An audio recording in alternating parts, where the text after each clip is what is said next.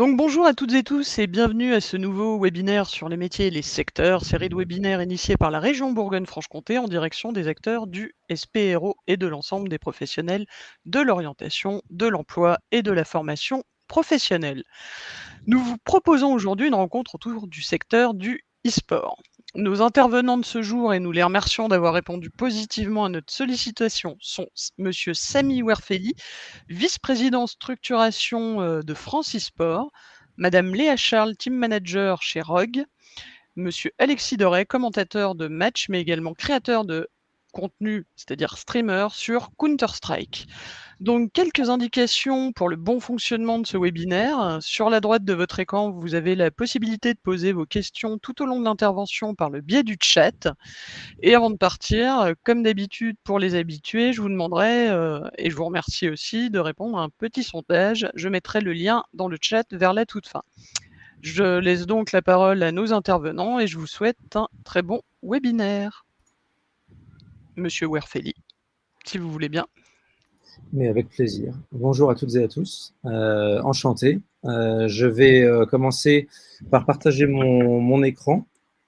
Normalement, vous devriez toutes et tous voir mon PowerPoint. Si ce n'est pas le cas, il faudra me prévenir à l'oral, Caroline, s'il te plaît. Est-ce que c'est bon pour tout le monde? Alors, moi, je ne l'ai pas. Non, moi, je ne l'ai pas. moi. Bon, ça commence très bien. Bon, ça commence toujours très bien. Attends. Je partage bien mon écran et N'importe, non. Et j'ai bien mon PowerPoint. Je refais. Ah, Parfait. c'est bon. C'est good. C'est bon? Ok. Ouais. Bon, désolé, j'ai une connexion un peu erratique, je ne suis pas chez moi. Donc, je vais commencer par une rapide introduction de qu'est-ce que l'e-sport. Donc, pour ne pas aller dans les détails, en tout cas dans trop de détails, on va se limiter à une définition, qui est une définition sur laquelle l'ensemble des personnes sont tombées d'accord en France. C'est l'ensemble des pratiques qui permettent à des joueurs ou joueuses de se confronter par l'intermédiaire d'un jeu vidéo. Donc, vous avez bien compris, l'e-sport, c'est du jeu vidéo, mais le jeu vidéo n'est pas forcément de l'e-sport. C'est un écosystème au sein d'un écosystème, et c'est un écosystème qui croît extrêmement vite. Donc, pour vous donner maintenant un aperçu rapide du marché français, avant ça, quand même, au niveau global, juste pour résumer, aujourd'hui, le marché de l'e-sport est évalué à environ 2 milliards d'euros. Le nombre de consommateurs, pour autant, est en croissance bien plus rapide que le marché. Ça vient simplement du fait que, comme dans le sport à ses débuts, vous aviez beaucoup de pratiquants et peu de structuration. La structuration amène des entreprises à s'intéresser, aussi bien en tant que promoteur qu'en tant que partenaire. Et au fur et à mesure, vous avez un écosystème qui croît et un marché qui croît. Mais ça commence toujours par les personnes qui s'impliquent. Donc aujourd'hui, si on reste au niveau français, on est sur un peu moins de 10 000 consommateurs ou pratiquants qui sont souvent divisés en 3 parties. Là, je reprends principalement les travaux de Nicolas Bézon, qui est un professeur très connu dans notre écosystème et qui essaye de rationaliser, faire la pédagogie de l'écosystème. Donc, vous avez ceux qui consomment l'e-sport, c'est-à-dire ceux qui vont aller regarder des streams, comme par exemple aujourd'hui, vous avez énormément de personnes qui suivent Alexis ici présent lorsqu'il y a des compétitions internationales de Counter-Strike qui sont commentées au français, au même titre que lorsque la Coupe du Monde est commentée en français sur telle ou telle chaîne nationale, vous avez des gens qui passent leur temps à regarder, mais qui ne jouent plus du tout. Pour des raisons X ou Y, la plupart du temps, ils vieillissent, ils ont d'autres activités, ils ne jouent plus à Counter-Strike, mais ça a baigné leur jeunesse, et par conséquent, ils continuent à suivre, et surtout, très important dans le monde de l'e-sport, ils comprennent ce qui se passe à l'écran. Et c'est pour ça qu'on a des nouvelles types de consommation qui sont en fait, je ne pratique plus, mais je continue à suivre. Ensuite, vous avez les consommateurs et pratiquants, c'est-à-dire ceux qui regardent des streams comme les premiers et ceux qui continuent à jouer pour les seconds. Attention, je ne dis pas qu'ils jouent forcément au même jeu qu'ils regardent. Reprenons encore une fois l'exemple de Counter-Strike. Vous allez avoir des gens qui regardent Counter-Strike, mais qui n'y jouent plus pour des raisons X ou Y. La principale étant que le jeu est très dur à vraiment maîtriser. Et donc, du coup, ils veulent aller sur des trucs un petit peu plus cool. Et par conséquent, en fait, ils vont continuer à regarder du Counter-Strike, qui est un peu la version élitiste de l'e-sport qu'ils suivent au quotidien. Et ils vont jouer à des jeux beaucoup plus simples, type FIFA, où ils vont aller se faire des parties contre leurs potes ou avec leurs potes. Ils vont se faire des tournois le week-end ou une fois par mois. Ça reste des pratiquants d'e-sport. Et après, vous avez uniquement les pratiquants. Alors ça, c'est ceux qui consomment la plupart du temps de manière assidue l'e-sport. Et là, vous allez avoir 3 niveaux. Vous allez avoir l'amateur, ce qu'on appelle le semi-professionnel ou le professionnel, enfin à l'échelle locale, et vous allez avoir le professionnel qui est souvent celui que vous avez pu voir quand vous avez tapé e-sport sur Google. C'est vraiment le top de la pyramide, ça représente un faible pourcentage, même encore plus faible que les joueurs de sport professionnels, et j'irais même les joueurs de football professionnel pour reprendre le sport le plus connu au monde. Ils sont tout aussi bien payés, ou en tout cas proches de certains sportifs de très haut niveau, mais ils constituent vraiment une faible minorité. Par contre, en part médiatique, c'est eux qui contribuent à plus de 90% de la partie médiatique de l'e-sport aujourd'hui. Voilà, ça c'est pour dresser un tableau extrêmement rapide de l'e-sport. Et pour terminer, et pour vraiment faire la pédagogie de l'écosystème dans son ensemble, il est aujourd'hui divisé en 3 catégories. Vous avez les joueurs grand public, les e-sportifs loisirs et les e-sportifs amateurs. Et derrière, la consommation n'est pas la même, mais je ne vais pas rentrer dans la ventilation parce que sinon, on risque d'aller beaucoup trop dans les détails. Je vais évoquer des jeux que vous ne connaissez pas forcément, mais si le sujet vous intéresse, vous avez tous ces éléments-là qui transparaissent dans le baromètre de France e-sport sur le site de l'organisation éponyme. Je peux laisser la parole. Non, mais du coup, Caroline, si tu veux bien nous… la question, France e-sport, en fait, le e-sport, merci pour la présentation, mais France e-sport, qui êtes-vous?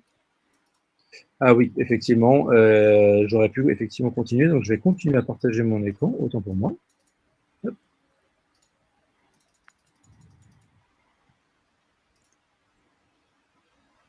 Et on va passer directement à France e-sport. Donc, France e-sport, qui on est? On est en fait une association loi 1901 qui a été créée en 2016 sous l'impulsion d'Axel Lemaire. Aujourd'hui, dans d'autres pays, ça pourrait être ce qu'on appelle un organe lobbyiste, mais c'est un terme qui n'est pas très apprécié en France. En tout cas, c'est un groupement de personnes avec un intérêt commun, faire la pédagogie de l'e-sport, défendre les intérêts d'un écosystème, défendre les intérêts, pas un intérêt, puisque aujourd'hui, France e-sport a la particularité au monde d'être constitué à la fois de joueurs, de promoteurs. Donc les promoteurs, ça peut être des agences, ça peut être des organisateurs d'événements, ça peut même être des streamers qui se sont installés à leur compte, qui ont grossi, qui sont devenus leur propre entreprise, et les éditeurs de jeux qu'on appelle le collège des créateurs, donc ils sont soit des développeurs, soit des éditeurs, et toutes ces personnes-là sont réunies dans une seule et même organisation qui s'appelle France e-sport, qui est constituée avec un conseil d'administration, et ce même conseil d'administration va aller représenter l'ensemble de ses membres auprès des différents intervenants qui sont pour la plupart du temps des institutions ou des entreprises. Les institutions, c'est aujourd'hui le ministère de l'Éducation, le ministère des Sports, le ministère de l'Économie et du Numérique sur le précédent mandat. Aujourd'hui, nous n'avons pas encore de personnes attitrées au numérique, donc on parle avec le ministère de l'Économie. Nous n'avons pas de ministère de tutelle, puisque l'e-sport n'a pas vocation à faire partie soit du ministère des Sports, soit de la Culture, soit de l'Éducation. C'est tout aujourd'hui. Le Collège des créateurs crée des contenus éducatifs qui rentrent même dans le cadre du Pass Culture. Vous avez le ministère des Sports qui, à bien des égards, connaît les principes même de la structuration de notre écosystème et avec qui on a besoin d'échanger au quotidien et qui va très certainement prendre le lead puisqu'il y a un passif, il y a une sorte de jurisprudence, une expérience qui a été faite 50 ans auparavant lorsque le sport s'est structuré. Nous ne sommes pas non plus une fédération, même si nous reprenons certains codes des fédérations, mais nous ne pouvons pas être une fédération pour des raisons simples qu'il faut tout le temps rappeler lorsque l'on parle d'e-sport, c'est la propriété intellectuelle. Donc, dans le sport, le terrain n'est pas détenu par une entité privée. Dans l'e-sport, aujourd'hui, Counter-Strike est détenu par un éditeur de jeux qui s'appelle Valve. League of Legends est détenu par un éditeur de jeux qui s'appelle Riot Games. Rainbow Six est détenu par un éditeur de jeux qui s'appelle Ubisoft. Et je pourrais continuer comme ça avec l'ensemble des titres qui constituent l'écosystème e-sport. Donc, pour résumer, pour synthétiser et pour vous faire une analogie avec le monde du sport, aujourd'hui, l'e-sport, c'est l'équivalent de la Ligue de Diamant en athlétisme. Il y a énormément de jeux, tout ça consolidé dans un même écosystème qu'on appelle e-sport. Et derrière, c'est aussi un peu l'équivalent des fédérations que vous connaissez, mais nous ne sommes pas une fédération, nous sommes une association qui réunit les intérêts d'un groupement de personnes et d'institutions. Donc, nous agissons à la fois en tant que lobby, ou plutôt combattant pour les intérêts de nos membres, et aussi comme un GIE, groupement d'intérêt économique, puisque nous, l'objectif, c'est que tout ce qu'on va faire auprès des ministères, tout ce qu'on va faire auprès des institutions et tout ce qu'on va faire auprès des marques pour les ramener dans l'écosystème, on va le faire ruisseler sur l'ensemble de l'écosystème de nos membres, et après, tous pourront se positionner. Il n'y a pas de conflit d'intérêts, puisque les membres de Francisport sont tous bénévoles. Moi, à titre bénévole, je suis vice-président de la structuration chez Francisport. Ça signifie s'occuper de développer l'e-sport en région, s'occuper de développer l'e-sport au national et s'occuper de développer des relations avec nos homologues à l'international. Mais à côté de ça, je suis le collègue d'Alexis ici présent, qui lui est commentateur sur Counter-Strike. Il commente sur la chaîne 1PV, un média détenu par Freaks4U Gaming, qui est l'agence dont moi je suis le Head of New Business, qui est l'équivalent de directeur commercial. Donc j'ai une casquette privée et une casquette publique sur laquelle normalement il n'y a pas de conflit d'intérêt. Si vous interrogez d'autres personnes, ce ne sera pas forcément ce qu'on vous dit, mais en tout cas moi je vous garantis que ce n'est pas le cas. Tous les membres sont bénévoles et l'ensemble de ce qu'on polarise chez Francisport est ruisselé à l'ensemble de nos membres. Donc la manière la plus simple de travailler dans un groupement économique, c'est d'en faire partie. Mais c'est aussi ça l'intérêt de se réunir en tant que groupe d'intérêt économique. D'accord, merci. Quand on avait préparé ce webinaire, je vous avais posé des questions. Moi, je me demandais si, après vous aurez peut-être tous une réponse, si l'e-sport s'était construit un peu, il y a des analogies, j'ai bien compris, mais un peu sur le modèle du sport classique.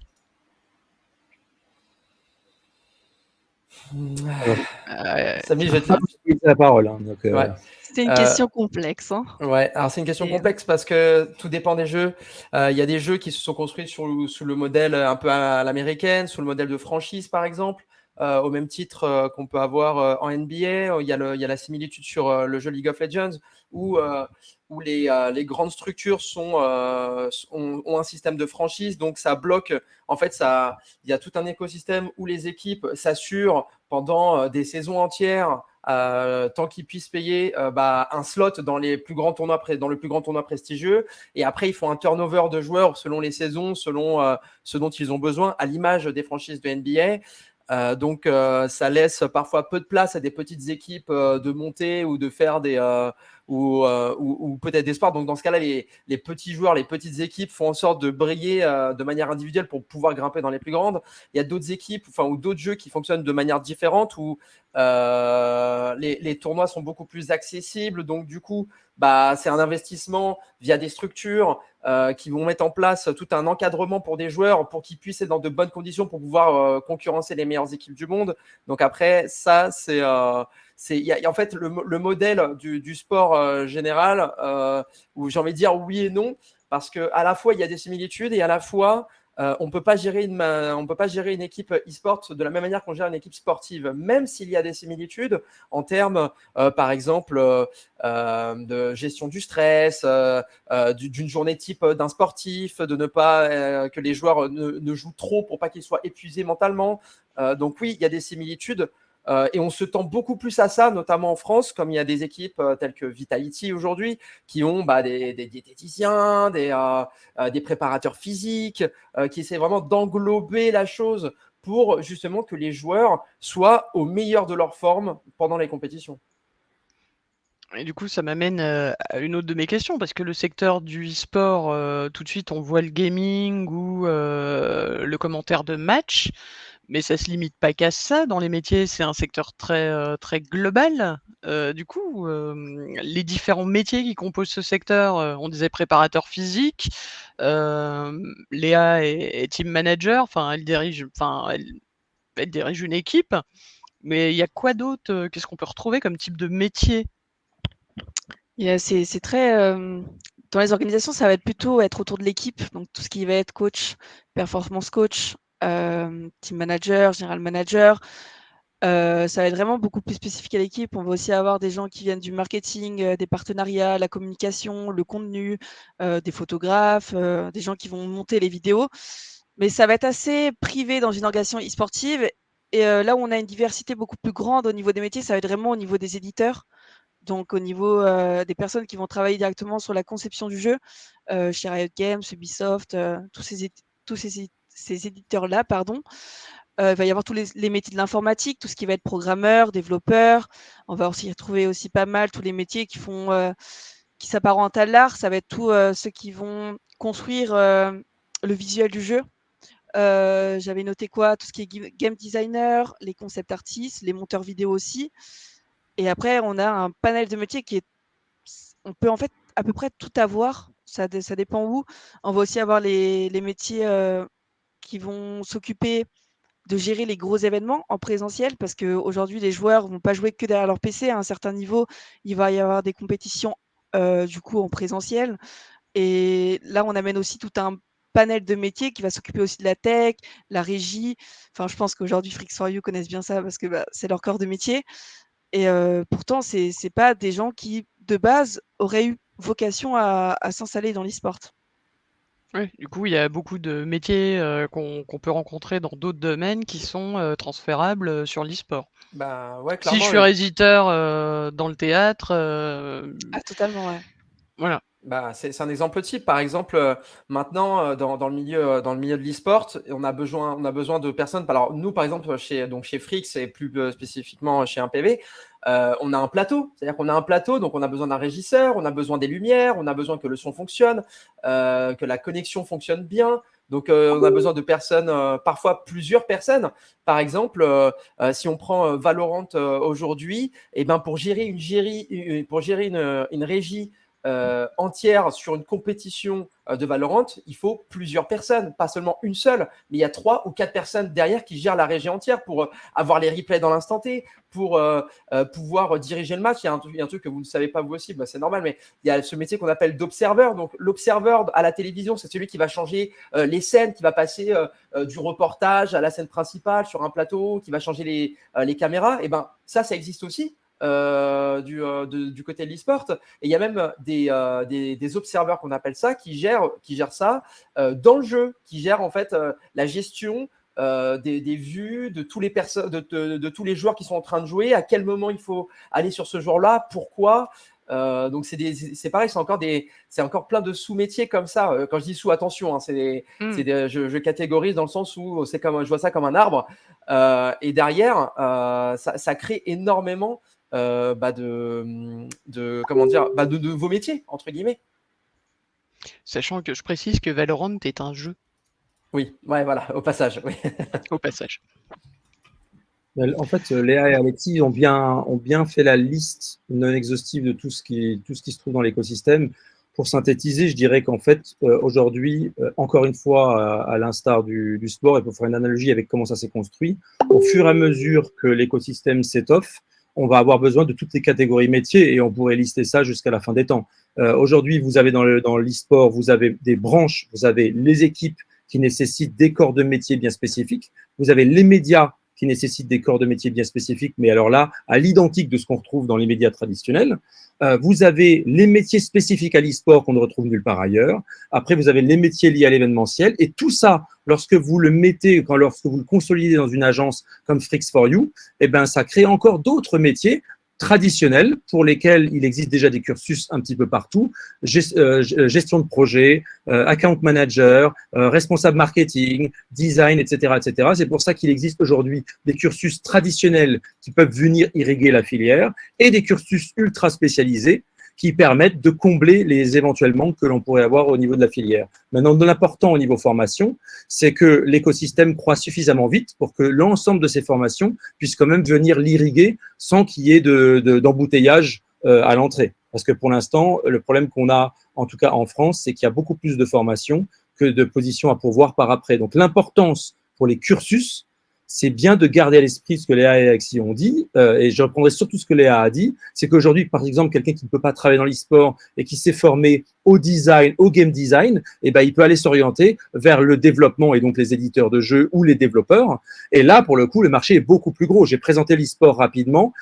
Pour rappel, marché de l'e-sport, grosso modo, 2 milliards. Marché du jeu vidéo, à ce jour, 200 milliards. Le ratio n'est pas le même, hein. On est sur 100 fois plus. Et donc, du coup, les postes à pourvoir sont bien plus nombreux dans le milieu du jeu vidéo, même si, on est d'accord, le milieu de l'e-sport est aujourd'hui beaucoup plus passionnel que celui du jeu vidéo. Et forcément, les jeunes générations qui s'intéressent à ce secteur ont absolument envie d'aller là-dedans, plutôt que dans le jeu vidéo traditionnel, qui peut s'apparenter à un métier tout ce qu'il y a de plus classique dans une SaaS. D'accord. Je vais peut-être demander déjà au premier d'entre vous, Alexis, Yes. déjà de vous présenter. Qui êtes-vous? Votre histoire professionnelle et comment vous en êtes venu à travailler dans le secteur de l'e-sport? Ok, alors Alexis Doré, je vais avoir 30 ans cette année.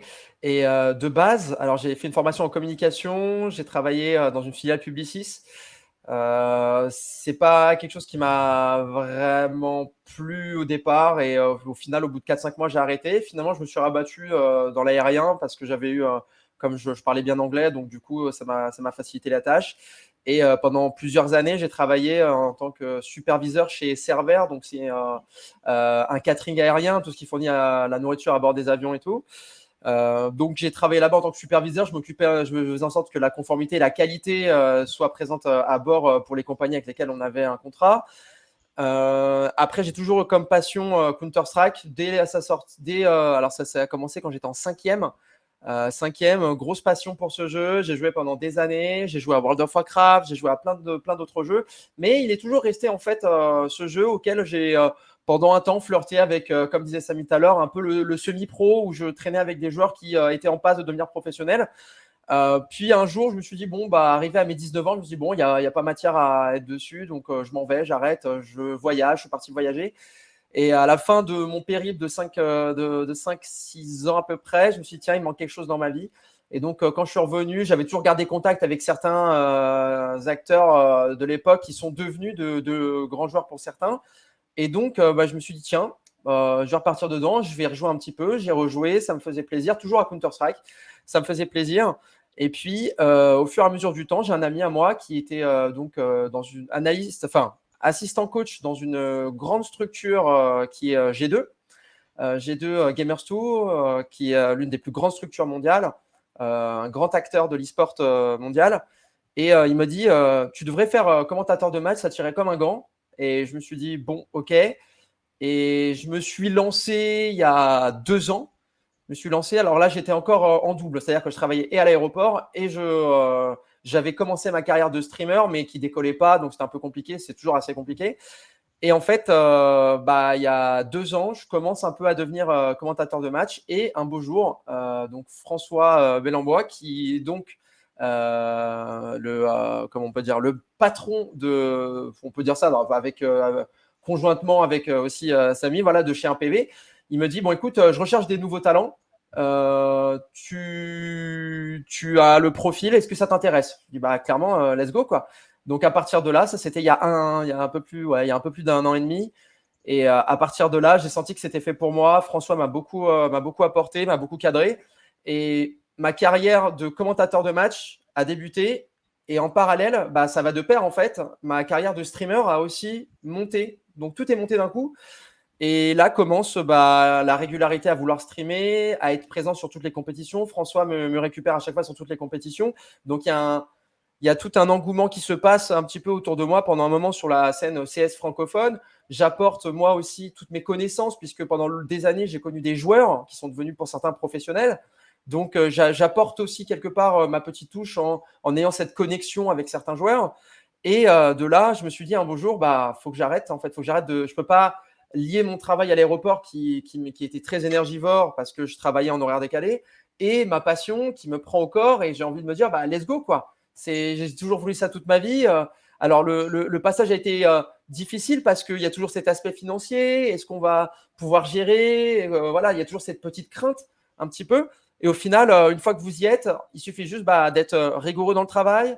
Il suffit de proposer toujours le meilleur, être à l'affût de toutes les choses, être pertinent. Il faut toujours être… Ça, c'est, je pense que la qualité en tant que commentateur de match, bien évidemment, mais elle va de pair avec le streamer, c'est de toujours être humble et de savoir, quand on est dans le vrai, quand on est dans le faux aussi, et de toujours travailler en soi personnellement. C'est-à-dire que c'est tout bête, mais être dans l'e-sport aujourd'hui, c'est un travail de tous les jours, on ne va pas se mentir.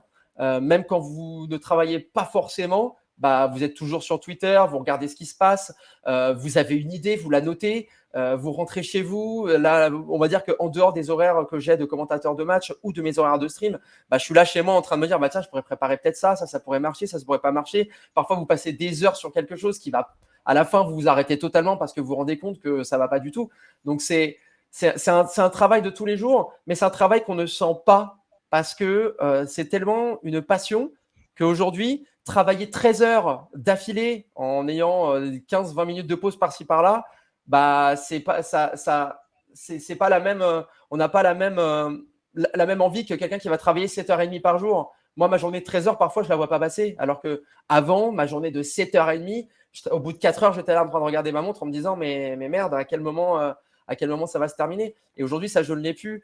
Donc, c'est aussi un bel aspect de ce que je fais aujourd'hui. Et par contre, il y a toujours aussi ce point d'interrogation dans le sens où ce sont des métiers qui sont très fluctuants. Alors moi, je ne suis pas joueur, je suis commentateur et quelque part, j'ai de la chance, entre guillemets, il n'y a pas énormément de commentateurs aujourd'hui sur Counter-Strike en France.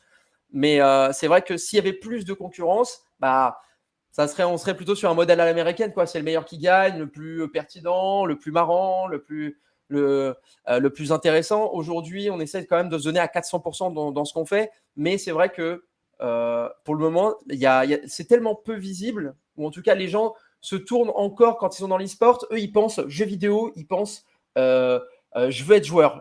Comme un enfant qui joue au football. Vous regardez les enfants aujourd'hui, à partir de 4-5 ans, qu'est-ce que tu veux faire dans la vie? Je veux être footballeur.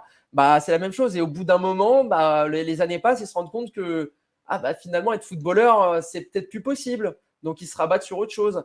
Et c'est un peu similaire dans le milieu de l'e-sport. Aujourd'hui, la base, c'est je veux devenir joueur professionnel. Les joueurs me font rêver. Et au bout d'un moment, on se rend compte que c'est plus possible, mais il y a peut-être d'autres choses à faire à côté. Du coup, j'avais aussi sollicité Léa. En fait, j'ai un peu la même question. Merci Alexis. Qui êtes-vous? Quelle est votre histoire professionnelle et comment vous en êtes arrivé à travailler dans le e-sport? Moi, je m'appelle Léa, j'ai 21 ans. Je suis en fac de droit et je travaille pratiquement en full-time aussi à côté avec l'e-sport. Je vais passer un petit peu certaines étapes parce que ça fait longtemps quand même que j'y suis déjà. Bon, déjà, juste en gros, j'ai commencé bénévole dans des organisations françaises et je gérais plusieurs jeux, plusieurs joueurs individuels. Là, c'était vraiment à l'époque où j'avais un investissement, mais sans contrepartie, juste par passion. J'étais mineure encore à cette époque-là, donc c'était vraiment juste un investissement personnel pour la passion. Et c'est là que j'ai commencé réellement aussi à apprendre le travail de team manager. Et ça, du coup, ça a été toute une période. Donc, je me suis occupée à peu près d'une cinquantaine de joueurs à ce moment-là, dont pas mal qui ont évolué à haut niveau.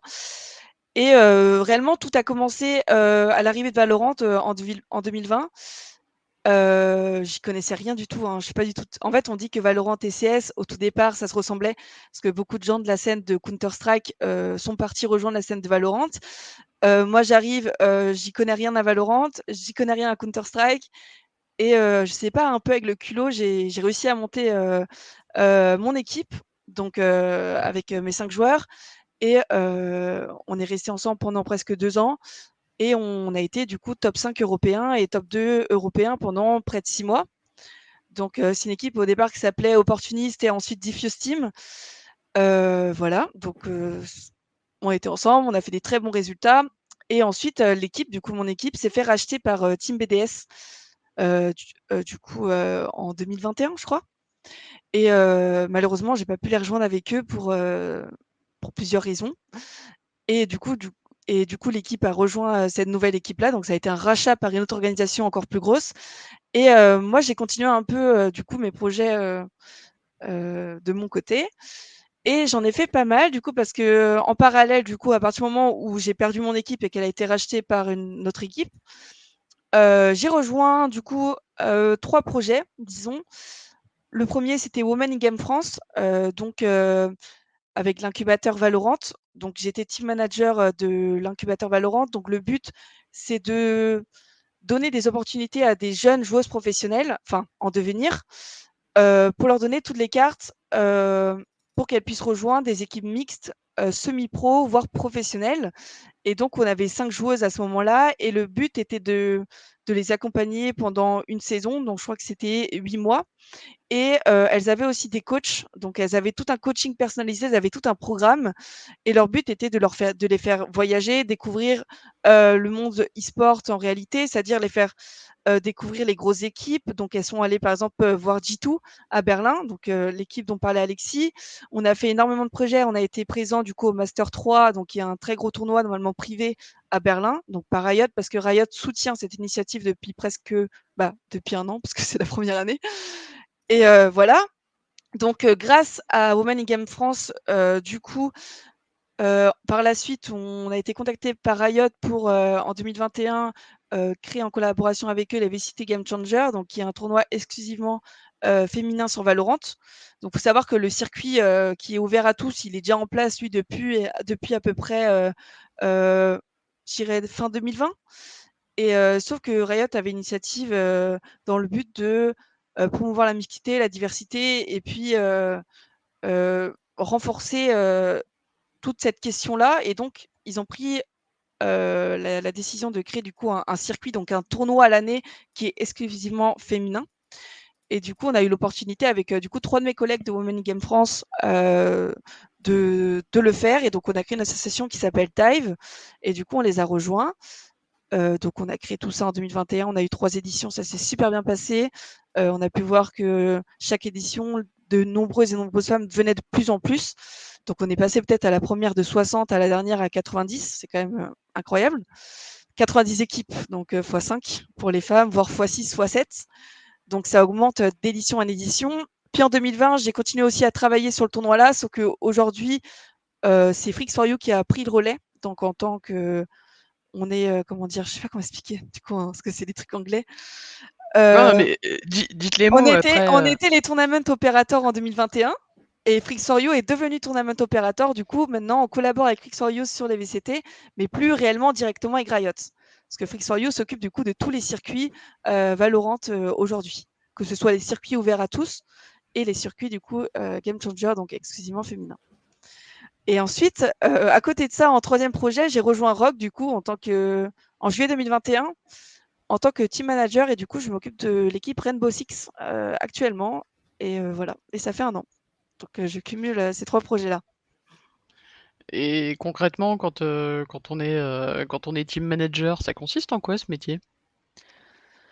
Aujourd'hui, je travaille sur énormément de questions, donc ça va être avec l'organisation. Déjà, avec la relation avec les joueurs. Donc, si les joueurs ont besoin de quelque chose, je vais être présente pour eux, que ce soit au niveau des tournois, que ce soit au niveau de leurs réseaux sociaux aussi. Ça peut être énormément de questions. Je vais être concrètement la relation entre l'organisation, donc l'organisation, je veux dire tous mes collègues chez Rogue, l'équipe et l'éditeur. Ça veut dire que je vais devoir faire passer les messages que l'éditeur veut envoyer à l'équipe. Ça peut être des rappels, ça peut être X messages, ça peut être, je sais pas, des rendez-vous pour faire des tests techniques, typiquement. Et à côté, je vais m'occuper aussi je serai aussi le point de contact pour les joueurs par rapport à l'organisation. Par exemple, si on doit faire un Media Day, donc un Media Day, c'est une journée où comment Où on expliquer? rencontre les Ouais, médias? ouais, voilà, c'est ça, un Media Day, ouais. Ça va assez explicite. C'est ça, où on fait toutes les photos, je sais pas, pour la saison, etc.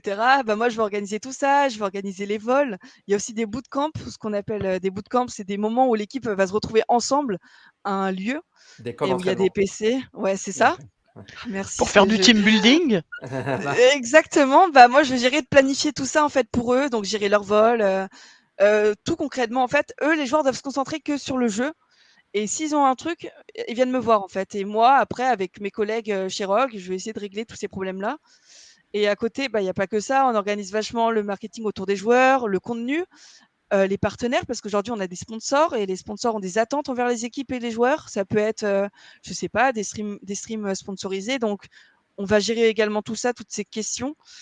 Et globalement, ouais, il y a pas mal de choses à faire, mais c'est très différent. Je veux dire, il n'y a pas une tâche précise. On fait beaucoup de choses, que ce soit.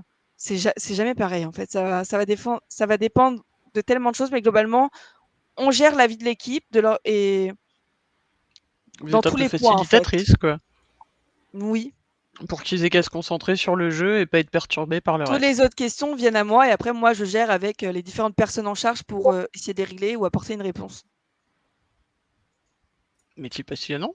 Et du coup, je retourne la question à Alexis, parce que commentateur streamer, on voit bien, vous êtes, allez, une blague de vieux, le Thierry Roland du e-sport sur Counter-Strike.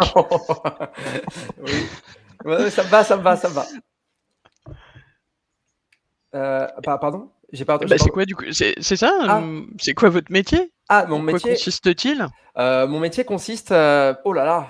Oh là là. Mon métier consiste à commenter des matchs de Counter-Strike, donc hyper les gens. Quand je dis hyper, c'est leur faire ressentir des émotions lors des actions chaudes, leur apporter des analyses pour qu'ils puissent comprendre ce qui se passe. On a aussi un petit rôle de présentateur, puisqu'on présente aussi, on est au même titre que des présentateurs sur un plateau télé, c'est exactement la même chose. Bon, à moindre coût aussi, parce qu'il n'y a pas autant de caméras, évidemment, mais on est présentateur sur un canapé, donc on présente, on a ce qu'on appelle, nous, les pré-shows, des pré-shows parfois d'une demi-heure, où on va expliquer donc le tournoi en cours, les résultats de la veille, les équipes, les forces de chaque équipe. On a ce métier aussi un peu de présentateur. Donc présentateur, commentateur, analyste, ça, j'englobe tout ça en même temps, hein, parce que c'est un peu toutes nos casquettes que l'on a. Et après, il consiste à faire de la recherche continuellement sur les équipes, sur leur état de forme, un peu à l'image du football. C'est-à-dire que les analystes sur les plateaux de foot vont arriver, vont se dire quels sont les résultats de chaque joueur, qui est en forme en ce moment, pourquoi, qui est bon dans sa zone, qui est bon sur penalty, qui est bon sur les centres, est-ce qu'ils sont bons plutôt en jouant passif ou agressif selon le style de jeu. C'est exactement la même chose en fait que nous faisons en tant que commentateur de match. On doit apprendre les styles de jeu de chaque équipe, on doit apprendre les formes des joueurs, ce qui se passe sur la scène dans son entièreté. Donc les transferts, on appelle ça pareil le point mercato entre guillemets. Donc voilà ce qu'est aujourd'hui le métier de commentateur. Donc on a comme ça un casque avec un micro. On est assis, notre régisseur nous dit dans l'oreillette 3, 2, 1, c'est à vous, et à partir de là tout s'enchaîne et on commente les matchs où on a les droits de diffusion, parce que c'est la même chose. Aujourd'hui, Frix, un PV, mais Frix achète les droits de diffusion aux organisateurs de tournois pour pouvoir les diffuser. D'accord. Mais du coup, c'est quoi c'est quoi la différence entre être commentateur et streamer? Alors, commentateur, il y a des choses qui se rejoignent dans le sens où faire ressentir des émotions ou des choses à travers la caméra, ça, c'est quelque chose quand même qui se travaille avec le temps. Donc, il y a des gens, c'est totalement inné. Pour d'autres, ça demande plus de temps de travail. Donc, le fait de commenter des matchs, c'est en studio, c'est sur une chaîne, ce qu'on appelle dite officielle, entre guillemets, même si tout est officiel. On va dire que c'est à l'image un petit peu TF1, entre guillemets. Et derrière, on a le côté streamer. Donc ça, c'est notre chaîne personnelle, un petit peu comme un podcast où on est vraiment visible. Un podcast, mais sauf qu'on nous voit à travers donc la plateforme Twitch, je le rappelle aussi, parce que l'essentiel de l'e-sport aujourd'hui, même si beaucoup de canaux sont disponibles à l'heure actuelle, l'essentiel de l'e-sport se passe sur Twitch, évidemment, qui est le gros poisson, le grand requin blanc du marché. On a, alors Twitch, pour ceux qui ne savent pas, c'est une plateforme de diffusion. Donc, ça met d'un côté des gens qui veulent voir des jeux vidéo et de l'autre, des gens qui se diffusent en train de jouer à des jeux vidéo. Voilà, tout simplement. Ou dans la vie IRL aussi également. Donc, Twitch est la plateforme, en fait, qui joint le tout. Voilà. Et tout cela, bien évidemment, en direct. Et le côté streamer, c'est jouer avec sa personnalité, être intéressant, être soi-même et à créer du contenu sur sa chaîne. Donc, c'est-à-dire, par exemple, donc on va jouer. Par exemple, moi, je vais jouer à Counter-Strike pendant pratiquement 5 à 6 heures d'affilée. Il va se passer des choses dedans, des moments chauds, des moments froids, des moments où je vais être un peu plus triste, un peu plus nerveux, un peu plus heureux. Et derrière, c'est aussi d'apporter cela visuellement à des gens qui souhaitent nous regarder. Et donc, aujourd'hui, j'aime bien prendre cette image pour ceux qui ont du mal à se dire « Mais comment on fait pour regarder un streamer en train de jouer à des jeux vidéo ?» Mais quelle idée! Eh bien, je reprends un peu l'image aujourd'hui de Netflix, de Canal+, du canal satellite à l'époque. Avant, il y a des personnes qui adoraient regarder leur programme, adoraient regarder la télé, adoraient regarder France 2. j'adore France 2, enfin, j'adore plus Arte que France 2, mais voilà, je vous donne un peu l'image. Et ben aujourd'hui, il y a des personnes qui préfèrent, notamment des jeunes, qui ne se sentent plus en adéquation avec ce modèle-là, avec cette télévision, et donc trouvent à travers Twitch et à travers justement des streamers, tout ce qui les intéresse, tout simplement, c'est-à-dire un jeu vidéo, de l'inside avec quelqu'un qui se filme en train de jouer et avec qui tu peux interagir via un chat en direct aussi également. Et donc, ces personnes-là arrivent à se retrouver au final dans ce qu'ils aiment, tout simplement. Et ça, c'est dès le plus jeune âge. Moi, par exemple, quand j'étais petit, je regardais les dessins animés. Quand je regardais plus les dessins animés, je ne regardais plus la télé. Parce que moi, ce qui m'intéressait, c'était les dessins animés. J'ai pu regarder, et je regarde même plus la télé, en fait, depuis, je sais pas, moi, ça. Là, on peut dire pratiquement, ça fait 7 ou 8 ans que je regarde plus la télé. Je regarde à la limite Arte ou je regarde des documentaires. Ou alors Netflix, voilà. Mais sinon, je ne regarde plus la télé et à la place, je regarde des streamers. Je regarde des streamers sur Twitch en train de parler d'eux, de rigoler et je passe un super bon moment avec qui je peux interagir aussi également. Et donc, cette facette de streamer aujourd'hui, voilà comment aussi la comprendre peut-être, mais c'est aussi le fait d'être quelque part acteur sur sa propre mini-chaîne aussi. Ok, merci à vous deux. Peut-être l'un et l'autre, pour vous, pour vos métiers respectifs, pour vos deux métiers respectifs, quelles qualités ou compétences, mais rapidement, parce que j'avais 2-3 autres questions et je vois que le temps file, c'est tellement intéressant comme secteur. Quelles qualités ou compétences faut-il, selon vous, pour exercer vos deux métiers respectifs? Allez, Alexis? Je vais laisser Léa d'abord. Pour moi, ça va être très simple. Je pense que dans ce domaine-là, déjà, l'organisation, c'est un gros plus. Moi, je dirais juste l'organisation et la passion parce qu'ensuite, je pense si on a les deux, déjà, on peut faire de bonnes choses. L'investissement aussi. Mais organisation, passion, investissement. Et je pense que c'est bon. C'est le triptyque compétences pour être manager, team manager. Parce que Sens en de vrai, l'organisation, passion et investissement. C'est ça. Pour moi, si je dois résumer à 3, c'est la base. Après, tout s'apprend dans ce métier-là. Il n'y a pas d'études toutes faites team manager e-sport. Enfin, maintenant, s'il y a des écoles qui viennent essayer de… je perds mes mots. Oui, de faire des études sur ce domaine. Des formations en place. Voilà, c'est ça. Mais de base, il n'y a pas d'études toutes faites, donc on apprend vachement sur le tas. Donc, si on a ces 3-là, ça devrait bien se passer. Ok, merci. Alexis? Moi, pour le côté streamer, il faut évidemment peut-être quelque part un petit côté théâtral, aimer l'interaction et il faut adorer parler. Sans aimer parler, on ne peut pas être streamer, par exemple. Ensuite, du côté du caster, c'est pareil, vouloir transmettre des émotions. Ça, c'est quelque chose qui peut s'apprendre avec le temps. C'est inné chez certains. Moi, j'ai pas de difficulté avec ça, mais c'est vraiment de vouloir transmettre. C'est la transmission qui prime, je pense, que ce soit de savoir, que ce soit d'émotion, la transmission, de vouloir transmettre aux gens ce que l'on aime. Eh bien, je pense que c'est la plus grande particularité pour moi d'un commentateur, à l'image d'un Julien Febvre de Formule 1. Par exemple, ce gars-là transpire la Formule 1 et ça se sent à chaque fois qu'il est sur un Grand Prix. Et ben, c'est la même chose. Il faut avoir cette passion, ce vouloir aussi de transmettre toutes ces choses pour que les gens… parce qu'au final, la consécration de mon métier, c'est que les gens viennent me dire « j'ai passé un super moment ». Et c'est la consécration en fait de mon métier, entre guillemets, aujourd'hui. D'accord. Du coup, on parlait peut-être existe-t-il des formations ou pas.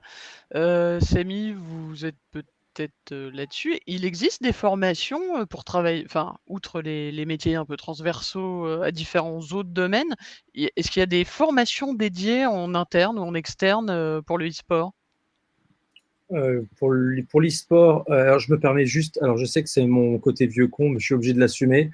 Dans le milieu, on dit l'e-sport, voilà, juste pour le dire. Et tout le monde commence avec le e-sport ou du e-sport parce que c'est une analogie avec le monde du sport. Et dans le milieu, c'est vraiment l'e-sport. Je suis désolé pour cette parenthèse. Maintenant, pour répondre à la question concernant les formations, il y en a beaucoup, mais attention, on en a vu énormément dans le passé s'ouvrir, proposer un certain nombre de cursus, parfois très onéreux. Et en fait, ils ne donnent pas forcément lieu à une transformation derrière. Il y a aujourd'hui de nombreux intervenants qui peuvent apporter beaucoup au milieu, mais ce sont des intervenants qui, la plupart du temps, sont dans le secteur privé et qui ne pas participer à un cursus sur l'ensemble de l'année, ce qu'il faudrait pour des élèves. Et pour moi, la meilleure des formations aujourd'hui dans l'e-sport et pour faire une transition vers ce que disait Léa, il y a beaucoup de formations d'entreprise. Et c'est pour ça que un des dispositifs qui a le mieux marché dans l'e-sport, qui est actif depuis à peu près 2 ans, parce que j'ai pas la date exacte du lancement, c'est l'aide à l'apprentissage. Ça a permis véritablement de booster la formation au sein de l'écosystème e-sport. Moi, à titre professionnel, j'ai déjà embauché 3 apprentis que je forme personnellement. Et en fait, au bout d'1 an, j'ai bien vu que lorsqu'ils allaient dans d'autres entreprises ou lorsqu'ils souhaitaient évoluer dans l'entreprise, ils avaient un bagage pédagogique et terrain bien supérieur à quelqu'un qui sortait même parfois d'un bac+5. Donc ça, c'est vraiment des choses qu'il faut que, aussi bien côté Pôle emploi que côté parents, on comprenne. On a cette vision, en tout cas, il y a encore cette vision. Là, je ne peux pas généraliser quelque chose que je ne maîtrise pas aussi bien que les gens qui sont dans le chat actuellement. Mais il y a quand même encore cette vision très haute études, bac+5, +7, etc. Et on arrive avec un bagage plus important dans le milieu de l'e-sport. Non. Aujourd'hui, il faut un savant mélange des deux. Je ne dis pas que pas faire d'études est la solution. Je ne dis pas que la passion uniquement va permettre de trouver un boulot. Il en faut, mais parfois, il faut un petit peu aussi dépassionner le métier. Et il faut avoir certes de la rigueur, ça je rejoins totalement ce que disait Léa auparavant, mais il faut surtout des gens qui, comme les 2 précédents intervenants, se sont formés au niveau associatif parce que c'est là où on apprend, c'est sur le terrain, c'est en étant dans des associations, en participant à des événements type LAN Party, qui sont en fait l'équivalent de ce que vous pouvez retrouver, le sport de la semaine au stade le week-end, qui ont participé à l'élaboration d'événements peut-être un petit peu plus petits, mais dans lesquels on trouve les mêmes réflexes que dans les grands événements. Et ainsi, ils arrivent en entreprise avec un bagage qui va leur permettre de se différencier par rapport à quelqu'un qui n'arrive avec que de la théorie. Donc ça, c'est vraiment quelque chose de très important à avoir à l'esprit. Et c'est pour ça que pour moi, à ce jour, je trouve que le meilleur système est celui de l'apprentissage. Alors là, de bac+2 à bac+5, ça dépend de ce que l'on recherche. Et après, tous les métiers sont les bienvenus. On retrouve d'ailleurs, on a les mêmes problèmes d'ailleurs dans l'e-sport que dans l'industrie traditionnelle. Aujourd'hui, on manque cruellement de commerciaux, cruellement. Donc, certes, c'est des passionnés, mais c'est pas forcément des vrais commerciaux. Le métier de commercial est dur. Il nécessite vraiment de focaliser sur un domaine en particulier et il nécessite une réelle expertise. Parce que quand je dis commerciaux, c'est faux. C'est des technico-commerciaux qu'il nous faut. Et donc, ça, c'est pas évident. Et les commerciaux qui doivent connaître très bien un environnement, un jeu, et voire même parfois être acculturé à la technique, savoir ce que c'est un stream, comment on le monte, etc., pour pouvoir répondre de but en blanc à un appel d'offres ou à un client lors d'un meeting. Et ça, en fait, peu le savent en arrivant parce que si on n'a pas pratiqué auparavant, on n'a pas ce bagage-là. Et donc, pour revenir sur votre question, Caroline, oui, il existe des formations. Toutes ne sont pas à mettre dans le même panier. Il y en a certaines qui sont vraiment très bien parce qu'elles reprennent en fait cette dichotomie. Je suis un passionné, mais j'apprends aussi un métier qui va me permettre, in fine, si il n'y a pas d'orientation dans l'e-sport, de m'aiguiller vers la branche du jeu vidéo en règle générale, ou même plus large dans les métiers du digital.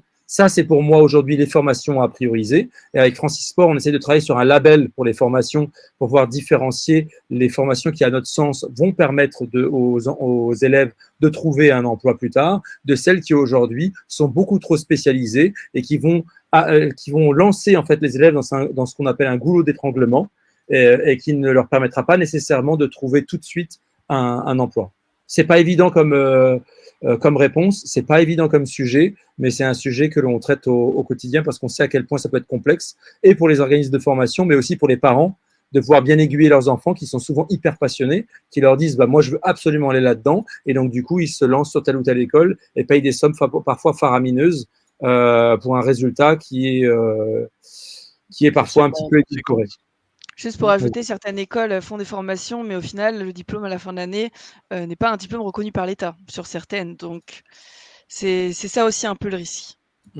Et pour ajouter un peu entre ce que disaient Samy et Léa, c'est vrai que pour beaucoup, je prends mon parcours personnel aussi, c'est de la formation en solitaire. C'est-à-dire que c'est de la formation sur le tas, tout seul, chez soi. Et en fait, c'est marrant parce que c'est à force de jouer, donc à force d'être resté chez moi, et d'avoir été aussi passionné que j'ai pu développer cela en fait, que j'ai pu développer tout cela. Bien évidemment, il y a ma personnalité que j'ai développée par ailleurs, donc ça a été une formation de geek à proprement parler en restant chez moi. J'ai passé la partie voyage où je suis sorti dehors, où je me suis beaucoup aéré, et donc j'ai voyagé, j'ai développé ma personnalité et mon caractère.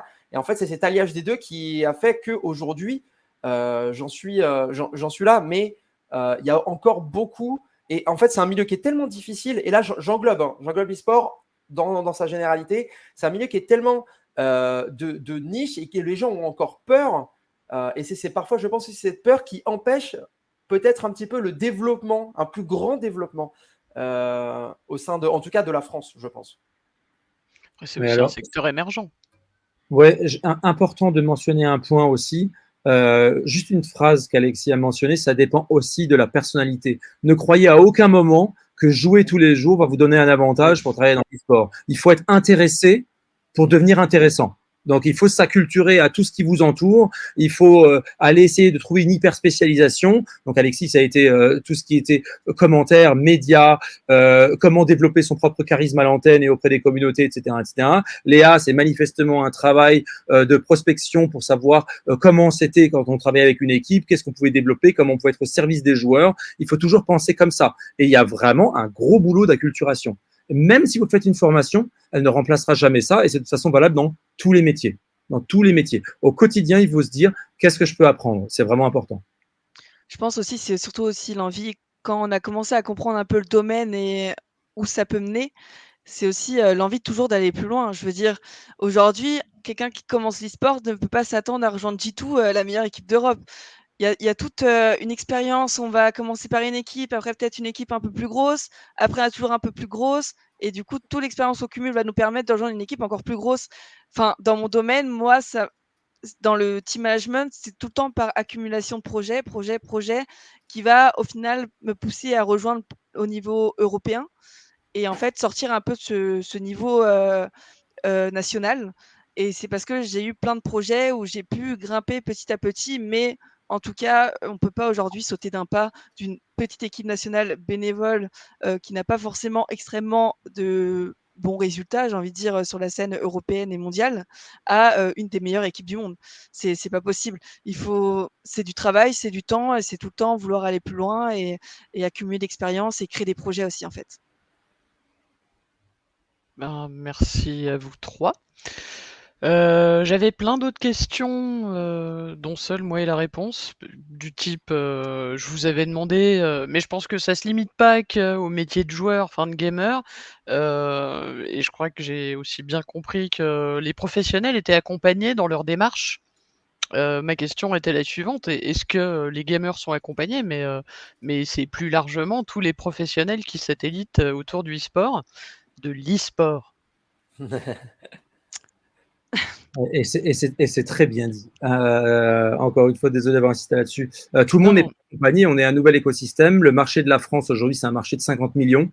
Donc, c'est pas, soyons honnêtes, c'est pas forcément la première chose auquel un entrepreneur va penser lorsqu'il se lance dans l'e-sport, de se faire accompagner, parce que rarement on se fait accompagner gratuitement. Donc, mais c'est un très très très bon point. Moi, j'ai eu la chance dans le début de ma carrière de me faire mentorer. Et ça, c'est encore très peu présent dans l'e-sport et c'est pourtant très, très important, vraiment important. Mais il y a un programme qu'on développe, alors là, pour le coup, plus chez France eSport que chez Frix, qui est ce qu'on appelle le programme sympathisant et qui consiste à faire venir des grosses sociétés ou des institutions en marge du travail qui est effectué par l'association pour venir nous accompagner pour que nous, à notre tour, on puisse, encore une fois, à la manière d'un groupement d'intérêt économique, accompagner nos membres. Mais ça prend du temps, c'est pas quelque chose d'instantané et il n'y a rien de mieux que du mentoring personnalisé, ça c'est sûr, mais tout le monde n'a pas la chance d'avoir ça. Mais oui, il faut se faire accompagner à tous les niveaux quand on a un entrepreneur parce que on est capable de faire des bêtises aussi bien sur le plan légal que fiscal. Donc se faire accompagner, ça évite ces écueils-là très importants.